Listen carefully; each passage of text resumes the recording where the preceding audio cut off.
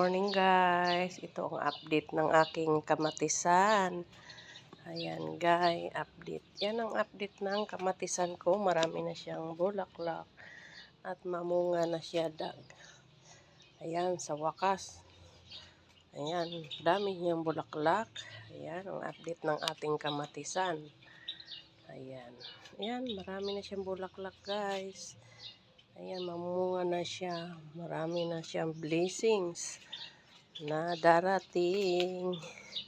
Ayan, madami na siya. Ayan, lumaylay na nga ito dito. Talian ko yan kasi pag nabigatan sa bunga, ano yan siya. Oh, oh. Madami na siya guys. At ang aking talong, ayan, nasa paso at saka sili. Ayan. Diyan siya, oh. Yan ang update ng aking tanim. Ayan. At ito, mamunga na rin siya guys. Oh. Meron na siyang toy-toy. Toy-toy yan sa Bisaya, sa Tagalog. Yan, meron na siyang, ayan. Meron na siyang, ayan. Tingnan mo, dito na lang sa paso kasi wala nang mataniman.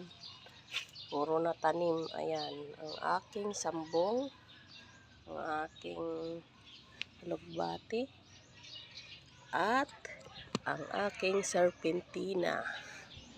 Ayan guys. Ayan, mulaklak mang ano na siya. Mamumunga. Yan po ang update ng ating mga tanim-tanim. Ayan, nandyan lang sa flower box. Kasi wala nang lupang mataniman. Ayan. Ayan. Meron ako doong sa kabila, sitaw. Ayan, dito na wala na yung sitaw, na ano na siya, natuyo na siya. So, ayan, aking tanglad. Ayan, kalamansi, lemon, meron pang rambutan na sumingit sa gitna. Ayan guys. Ayan, mga update sa ating mga tanim. Doon sa kabila, ano naman, malunggay, talbos ng kamote, at may luya ako roon, at saka sitaw.